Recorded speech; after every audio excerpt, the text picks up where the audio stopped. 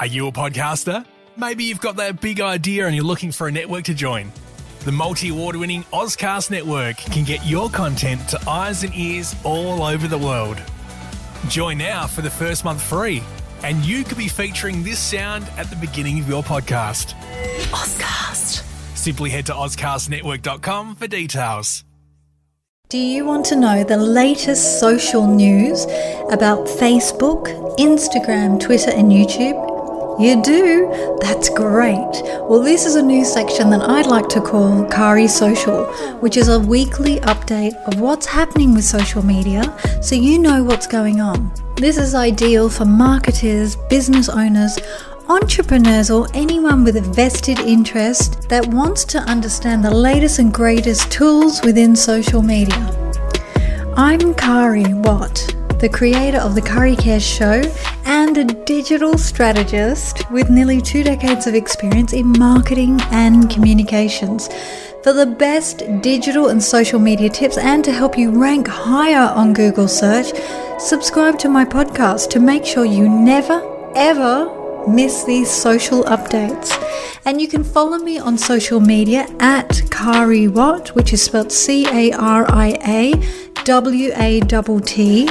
for some good vibes, and plus it's free. First, I'd like to ask you, how are you going during this pandemic?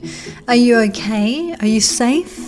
Are you going a little stir crazy? Yes, I kind of know that feeling. That's why I've created this new section to the podcast so that at least you're getting some positive news. So let's talk about Facebook. Now, Facebook reported that it's seeing a record high level of demand for its services, obviously because of the COVID-19 lockdowns across the globe. Messaging activity is up 50% across Messenger and WhatsApp, while the use of live video on Messenger is up a whopping 70%. Now, another area where Facebook has seen a major increase is, of course, Facebook Live, which has risen by 50%. Now, these increases, of course, make sense because more people are stuck at home, right? With no social outlet. So they're turning to the next closest thing, which is live video and messaging. And now that people are looking to Facebook Live, Facebook is taking the opportunity to add some more tools to the option, both for its regular users and for professional broadcasters to cater to the rising demand and to make Facebook Live a more useful tool to connect with a wider audience. Now, the social network is adding automatic closed captions as well, which is a great thing, while it's also providing a new option for people to listen to the audio of live broadcasts without viewing the video, which means that those with lower data capacity can still tune in, which is great news for businesses and for you who want to produce more videos. Now, Facebook also announced the full rollout of Messenger desktop app, which is available for both Mac and Windows and for all users around the world. It's also rolling out some new measures to assist businesses who are dealing with the impacts of the pandemic shutdowns. Gosh, we're all feeling that right now, aren't we? I mean, it's full on. Facebook have also launched a new set of video features designed to help you build audiences for your video content and promote return viewership. Now, they've added a new experiment section to the Ads Manager, which will provide a central home for all of your Facebook ad tests and results. They're also working on a new auto status option for Messenger, which, when switched on, would use location tracking as well as other device tools to indicate what you're up to at any given time. I'm not sure if that's kind of like Big Brother. They're also adding some new sections to its download your data in Instagram and download your information in Facebook tools in order to provide more transparency over the information it collects on your activities and how it uses them to show you more relevant ads and content as a result. So let's talk about Instagram. Now, they're working on a new option which would let you limit your exposure to sensitive content on their platform with a new setting. When it's switched on, it means that the user would see fewer photos and videos that might be of a sensitive nature. I think this is pretty good, especially with kids at home at the moment. Of course, Instagram already limits user exposure to sensitive content by placing questionable posts behind a screen. I mean, you'll see that where it's a little bit blurred, and it gives you the option to view the photo or video if you choose.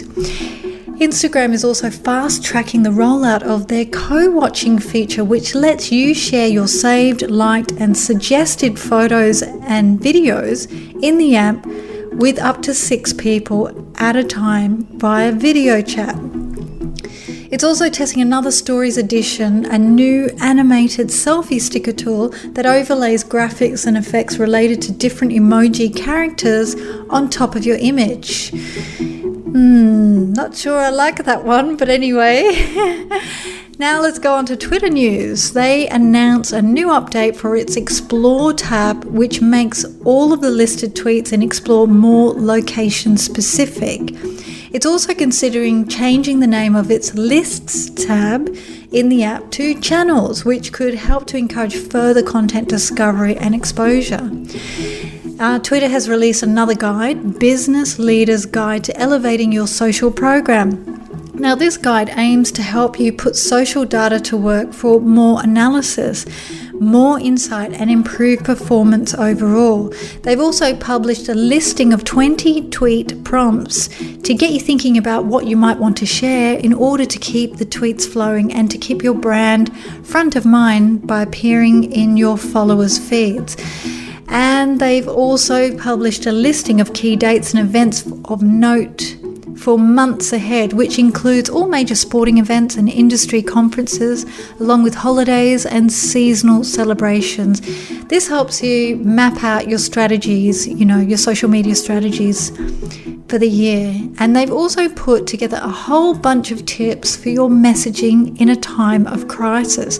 Now, if you want these guys, you can always go to my website, cariawat.com, which is spelled CariaWatt.com, and click on the Insights section, and you'll find a link to this post, which will be the CariaSocial #1, and I'll have all the downloads there in one place for you, so it's really easy. Now let's talk about YouTube. So YouTube is currently working on a new feature called Shorts, and they're hoping it will appeal to the TikTok crowd. Now, Shorts will include a feed of brief videos posted by users inside the Google-owned app, and it will also take advantage of the video service's catalogue of licensed music and songs to use as soundtracks for the video.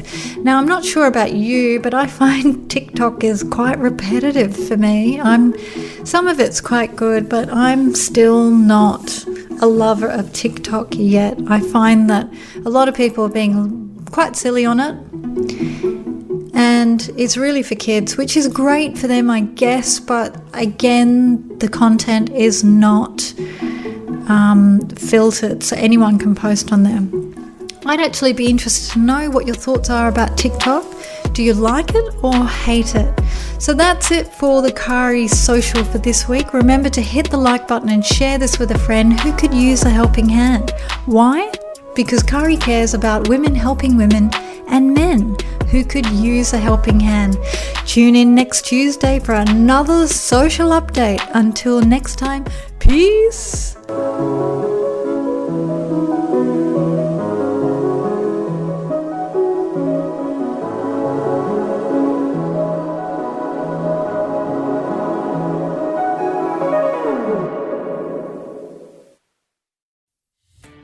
Are you a podcaster?